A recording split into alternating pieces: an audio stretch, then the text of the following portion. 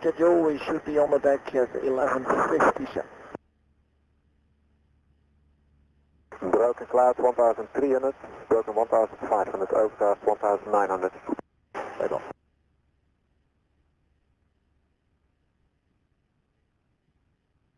Confirm the helicopter doing the flyby. Give me a call as soon as the C-130 is going to taxi.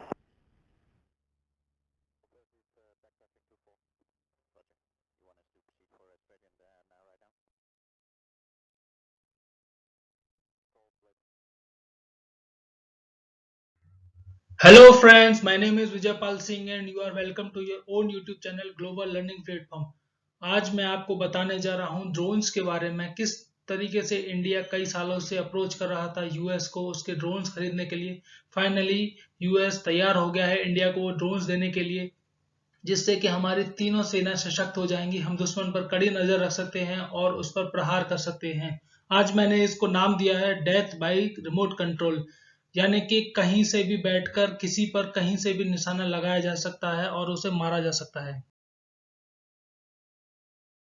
तो सबसे पहले मैं आपको बताऊंगा क्या होता है ड्रोन, क्या होता है यूसीएबी, कैसे ये अपने कम्युनिकेशन सिस्टम के द्वारा जुड़ा हुआ होता है, कहाँ पर बैठता है इसका ग्राउंड कंट्रोल स्टेशन जो सैटेलाइट से जुड़ा हुआ होता है और ड्रोन को ऑपरेट करता है। सबसे पहले मैं आपको बताता हूँ यूसीएबी क्या होता है। यूसीएबी का मतलब है अनमैन्ड कॉम्बैट एरियल व्हीकल।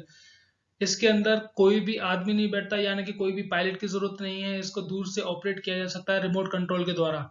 सबसे पहले मैं इसके पार्ट्स के बारे में आपको बताता हूँ। ये होता है ड्रोन का नोज, यहीं पर होता है इसका SAR यानी कि सिंथेटिक एपरेचर रडार जो सारा काम संभालता है। एक ऐसा ही रडार पीछे भी होता है। यहाँ होता है इसका कैमरा, इसको इंफ्रारेड कैमरा भी बोलते हैं, जो नाइट विजन भी होता है, रात को भी पिक्चर्स ले सकता है। ये इसका कम्युनिकेशन सिस्टम जो डायरेक्ट सैटेलाइट से जुड़ा हुआ होता है। यहाँ होता है इसका GPS ग्लोबल पोजिशनिंग सिस्टम जो इसकी पोजिशनिंग को मेंटेन करता है। यहाँ होता है इसका वीडियो रिकॉर्डर। ये अगर देखें आप फ्यूल टैंक होता है, ऐसा ही एक फ्यूल टैंक आप पीछे देख रहे होंगे जो इमरजेंसी के टाइम पर इसको यूज किया जाता है। ये होता है इसका पेलोड जहां पर मिसाइल्स और बम को लगाया जाता है। पीछे आप देखेंगे इस असेंबली में इसके इंजन होते हैं और ये इसके विंग्स। अब मैं आपको बताता हूँ इसका कम्युनिकेशन सिस्टम कैसे काम करता है और इसका ग्राउंड कंट्रोल स्टेशन कहाँ होता है। सबसे पहले ये देखिए इसका ग्राउंड कंट्रोल स्टेशन है। यहीं पर दो पायलट बैठते हैं। एक पायलट इसको मॉनिटर करता रहता है यानी कि इसको चलाता है। दूसरा पायलट जो होता है वो टारगेट को लॉक करता है और उसको अटैक करता है। यहाँ पर होता है इसका एक वैन जो डायरेक्ट सैटेलाइट से, यहाँ पर सैटेलाइट से जुड़ा हुआ होता है और सैटेलाइट जुड़ा हुआ होता है आपका ड्रोन से यानी कि यूएवी से। जैसे ही ड्रोन या यूएवी किसी दुश्मन की किसी भी हरकत को या किसी मूवमेंट को इंटरसेप्ट करता है, वो इंटरसेप्ट करने के बाद में डायरेक्ट रडार के द्वारा या फिर सैटेलाइट के द्वारा यहाँ पर कमांड भेजता है, जिससे ग्राउंड कंट्रोल स्टेशन पर बैठा हुआ जो इंसान है या फिर जो पायलट है वो इसको कमांड देगा और इसको यहाँ से बम गिरा देगा यानी कि इसको तबाह कर देगा। और इसके इम्पोर्टेंस के बारे में अगर मैं बात कर रहा हूँ, आज के मॉडर्न वॉरफेयर के टाइम पर सर्वेलांस इससे बहुत अच्छा हो जाता है। हम दुश्मन के एरिया में नजर रख सकते हैं और बॉर्डर एरियाज को काफी सिक्योर किया जा सकता है। इंटरसेप्शन के लिए बहुत अच्छा काम है। अटैक करने के लिए बहुत अच्छा, ये अटैक करके आ सकता है, लॉन्ग रेंज तक जाता है, ऊंची बहुत ही ऊंचाई तक जा सकता है। नो ह्यूमन लॉस, अगर ये तबाह भी होता है या बर्बाद भी होता है, इसको गिराया भी जाता है, कोई भी हमारा पायलट नहीं मारा जाएगा। जैसा कि मैंने आपको बताया मॉडर्न वॉरफेयर आज के ज़माने में स्ट्रेटेजिक वॉरफेयर के लिए बहुत ही अच्छा एक ऑप्शन है। लो एक्विजिशन कॉस्ट, ये बहुत ही सस्ता पड़ता है अगर हम कंपेयर करें एक अगर किसी फाइटर प्लेन के। अब मैं आपको बताऊंगा कौन से वो दो ड्रोन हैं जो अमेरिका इंडिया को देने जा रहा है, जिनमें से सबसे पहले नंबर पे आता है MQ-9 रिपर। MQ-9 रिपर के बारे में मैं थोड़ा सा आपको बता दूं। ये MQ-9 रिपर है, यहाँ पर होता है इसका कैमरा, ये इसका पेलोड है। ये बहुत ही अच्छा एक ऑप्शन है इंडियन फोर्सेस के लिए। अगर इसके क्रू की बात करें, जैसा मैंने आपको बताया इसमें कोई पायलट की जरूरत नहीं है, दो ग्राउंड स्टाफ चाहिए हमें जो इसको ऑपरेट कर सकते हैं।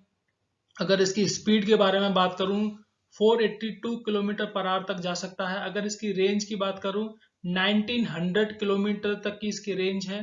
अगर एंड्योरेंस यानी कि इसकी क्षमता की बात करूं 14 आवर्स यानी कि 14 घंटे तक ये उड़ान भर सकता है। अगर ऑल्टीट्यूड की बात करूं ये 25,000 फीट की ऊंचाई तक जा सकता है। अगर मैं बात करूं पेलोड की तो ये 1700 किलोग्राम तक का वजन यहाँ पर पेलोड में ले जाया जा सकता है। अगर इसकी प्राइस की बात करूं तो इंडिया ने यूएस से 30 ड्रोन खरीदने का एक सौदा किया है, जिसमें कि अभी प्राइस कंफर्म नहीं है। $7.9 बिलियन की ये डील बताई जा रही है, जो कि अराउंड 8,000 करोड़ की बैठेगी। अगर इसके ऑपरेशंस की बात करूं अफगानिस्तान, सीरिया और इराक में ये बहुत ही विध्वंस मचा चुका है। यूज की बात करूं कौन कौन सा कंट्री इसको यूज करता है तो यूएसए जैसा कि इसका मैन्युफैक्चरर है। NATO forces, North Atlantic Treaty Organisation है, ये ग्रुप ऑफ कंट्रीज है। मैं आपको कभी बताऊंगा इसके बारे में भी। फ्रांस है, इटली है, मोरक्को है, नीदरलैंड्स है, स्पेन है, यूके है और अब ये इंडिया में भी आने जा रहा है।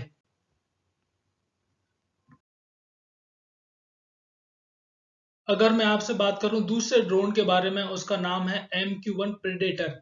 जैसा कि मैंने पिछले ड्रोन के बारे में बताया, उसमें 2 क्रू मेंबर की जरूरत है, लेकिन इसमें 3 चाहिए हमें। एक रिमोट पायलट चाहिए, एक सेंसर ऑपरेटर चाहिए, एक इंटेलिजेंस एनालिस्ट चाहिए इसको ऑपरेट करने के लिए।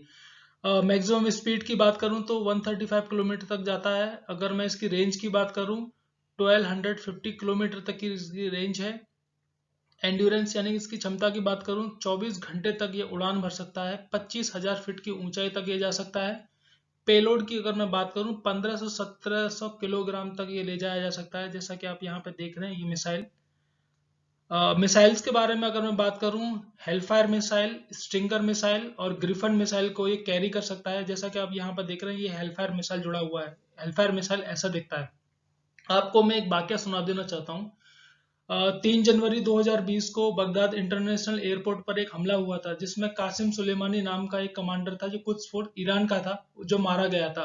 वो जो हमला हुआ था वो इसी मिसाइल से और इसी ड्रोन से हुआ था। आज ये ड्रोन इंडिया को मिलने जा रहा है with this missile from US. अगर मैं बात करूं इंडिया के ड्रोन के बारे में तो इंडिया अभी तक जो है इस टेक्नोलॉजी में थोड़ा सा पीछे ही है। अभी तक हम हेरोन ड्रोन है जो इसराइल का बना हुआ है इसका यूज करते हैं। बट अच्छी खबर यह है कि डीआरडीओ यानी कि defence research and development organisation ने इसराइल के साथ मिलकर एक ड्रोन डेवलप किया है। इसका नाम है रुस्तम। ये अब हम रुस्तम का यूज करेंगे। हेरोन को रिप्लेस कर दिया जाएगा रुस्तम से। अगर इसकी स्पीड की बात करूं 150 किलोमीटर पर आवर की स्पीड से ये जाता है। रिले कम्युनिकेशन की बात करूं तो 350 किलोमीटर तक इसकी कम्युनिकेशन रेंज है। फेरी रेंज की बात करूं तो 1000 किलोमीटर तक ये जाएगा। अगर सर्विस सीलिंग यानी कि ऊंचाई तक जाने की मैं बात करूं 10,600 तक ये मीटर की ऊंचाई तक ये जा सकता है।